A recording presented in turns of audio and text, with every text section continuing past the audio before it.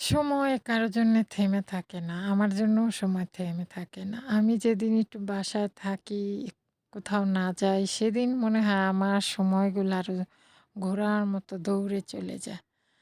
তো যাই হোক, যেহেতু দিন শেষ হয়ে গেছে, বিকেল হয়ে গেছে, তাই বিকেলের শুভেচ্ছা দিয়ে শুরু করলাম। আমি ছোট্ট একটা ভিডিও নিয়ে আসছি।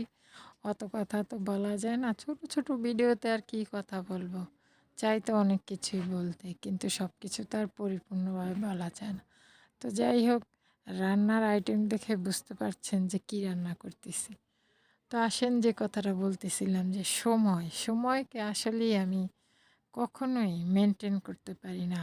মানে আমি একটা সময় ছিল আগে যখন যেই টাইমে যেই জায়গায় যে কথাটা বলতাম সেটা সেদিন আমি পালন করেই ছাড়তাম। কিন্তু ইদানিং এই মানে ২-১ বৎসর ধরে আমার এমন অবস্থা যে আমি সময়কে একেবারেই কাজে লাগাইতে পারি না। মানে যেটা বলি যে আমি এটা ওই সময় করব সেটা তার থেকে দ্বিগুণ সময় পার হয়ে যায়। বা অমুক জায়গায় যাব, অমুকরে বলছি যে অমুক টাইমে ওই জায়গাটায় থাকবেন। কিন্তু আমি যাইতে পারি না।